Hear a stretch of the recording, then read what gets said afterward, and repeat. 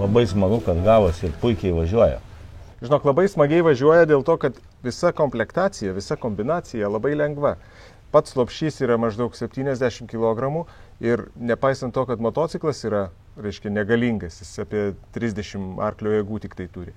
Tai visą tą lopšį patempia ir netgi su keleiviu jokių problemų. Kaip manai, kokį greitį mes įvaldom?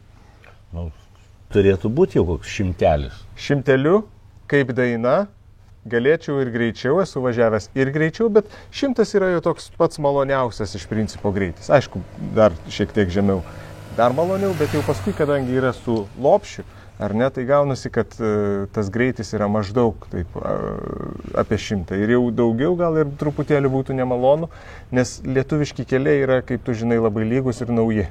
Jo, visi tiesiog atitinka ES standartus ir jis važiuoti gerą. Nereikia nei per duobę šokinėti, Niekur. nei į provėžas iššokti, niekur. Niekur. Tiesiog važiuoja ir mėgaujasi. Prisiminkim, kaip mums čia sekėsi tas remontas to motociklo. Pradžia nuo to minties grinumo, išsiaiškinti, nuo ko ir kaip pradėti, kaip prijungti. Nes vis tiek, sakykime, BMW motociklas, šitas modelis, jis nebuvo naudojamas su lopšiu, niekad gyvenime. O čekų gamintojas irgi tą universalų pajungimą irgi negamino būtent BMW motociklų šitam modeliui, kuris jau senokai nebegaminamas, sakykime taip. Nors lopšys ir naujas. Bet, kaip sakyti, bendrų pastangų dėka, inžinierinių minčių garbanotų dėka, mums pavyko. Ir dildelės dėka, nes vieną detalę reikėjo vis dėlto dildelę pašlifuoti dar. Kaip be šito. Gerą sprendimą priėmėm, kad mes tik tai lopšį tvarkėm, bet netvarkėm motociklo. O motociklą palikom originaliai taip, kaip turi būti. Ką aš padariau? Paskui tu irgi prisijungiai. Tepalai, kiti skysčiai, greičių dėžės tepalai, variklio tepalai, šakių tepalai. Tiesa, buvo toksai dalykas nutikęs, kad pamatėm, kad truputėlį rasoja benzinas aplink kranelį. Tai reikėjo naujo kranelio su mokslininku Steve'u Knoxu Jonesu jaunesniuoju. Mes teko padaryti. Litavom. Tai benzinas dabar jau yra, reiškia, viskas tvarkoj, ten, kur ir turi būti. Nusistovėjęs bake. Sukis ir ateik aplink manęs.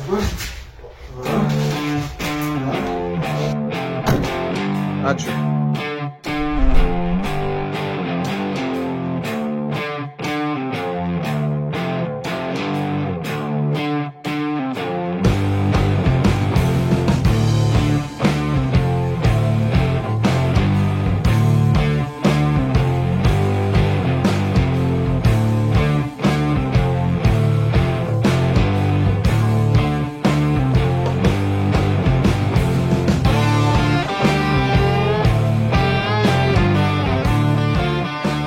Turėjom Velorexo naują lopšį. Tie tvirtinimo taškai jie nebuvo gal visai sukomplektuoti gamyklos. Pagal būtent gal BMW priėmėm sprendimą padaryti savo vieną detalę nekaltą.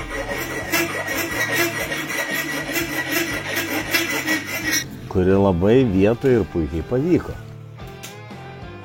Ir mes dar žinai, ką padarėm? Steve'as sulitavo specialiai šitam reikalui kitokią jungti laidų, kad visa elektra veiktų, viskas veiktų. Paskui sekė ilgas išbandymų metas ir reikėjo surasti tinkamiausią motociklo išvirtimą ir ratų suvedimą šitai kombinacijai. Kad būtų kaip priklauso ir kad netemptų nei kairien, nei dešinė, nuvažiuotų tiesiai į tikslą.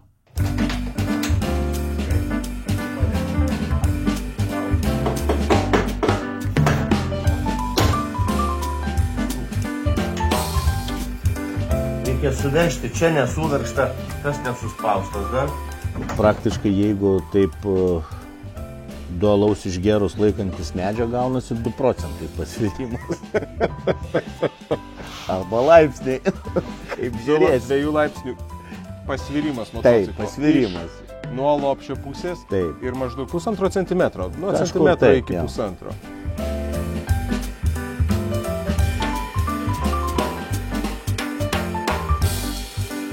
Ir čia, aišku, yra 5 bėgiai į priekį, atbulinio nėra, bet čia ne problema tam, kas žino, kur važiuoja. Absoliučiai. Tikslas į priekį, ne atgal. Klausyk, bet ir nudažė gražiai, ne? Labai gražiai nudažė, tai tiesiog galim susižavėti Marijampolės tavo giminaičio sugebėjimais, taip greit viską šauniai padaryti, dar spalvą pataikė. Spalva yra absoliučiai pataikyta dėl to, kad dirba profesionalai. Aš lėkiau iki Marijampolės pas Edgarą, kuris užklijavo nereikalingas dalis, kurių nereikia dažyti. Tada nušlifavo tas, kurias reikia dažyti. Visą tą lopšį buvom nuėmę. Aišku, reikėjo iš vakaro sutarti planą, kaip viskas turi vykti, ir mes nuo ryto tada kibom į darbus.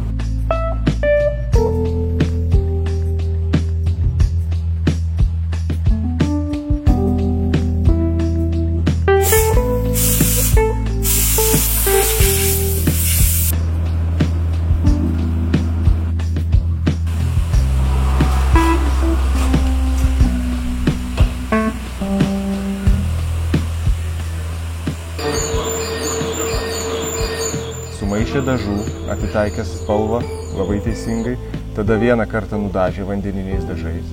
Tada džiovykloje po kokio pusvalandžio vėl eina antras procesas, lako užpurškimas ant viršaus ir viskas.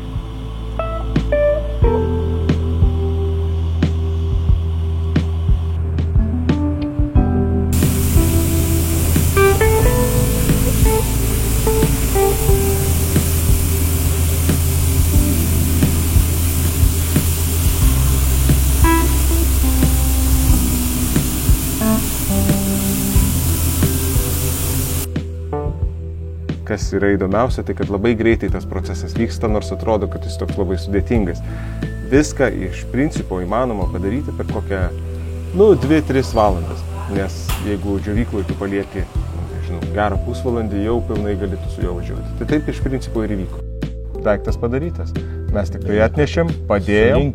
Beliko tik surinkti. Padėjom, surinkom, vėl surinkom lemputes, vėl surinkom, patį lapšelį uždėjom ant rėmo. Ir beliko parskrieti Vilnių su BMW. Yra tokia viena bėdelė vis dėlto ir jinai susijusi su Lietuvos biurokratais.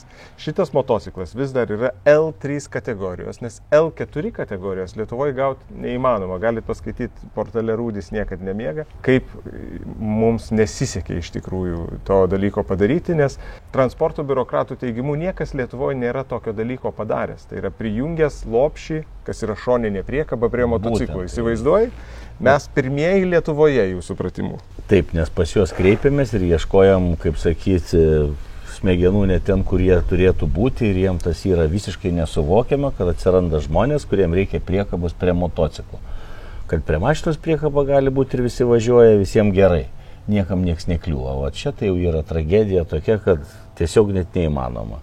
Žinai, kokia smagiausia dalis? Kaip aš gazdinu dabar Vilniaus vairuotojus važinėdamas iš to motociklo. Tai matyti jau, kaip sakyti, keliant ratą. Aš darydamas posūkį į dešinę, visą laiką taip truputėlį greičiau jį įgudęs jau darau. Ir ratas pakyla maždaug 30-40 cm. Čia reikia neįsigasti, nes visi motociklai su lopšiais tą daro, priklausomai nuo vairuotojo raumenų jėgos ir lopšio svorio. Bet šitas daro ypatingai lengvai. Ir aš specialiai laikau lygsvarą, yra toks, lygsvaros momentas.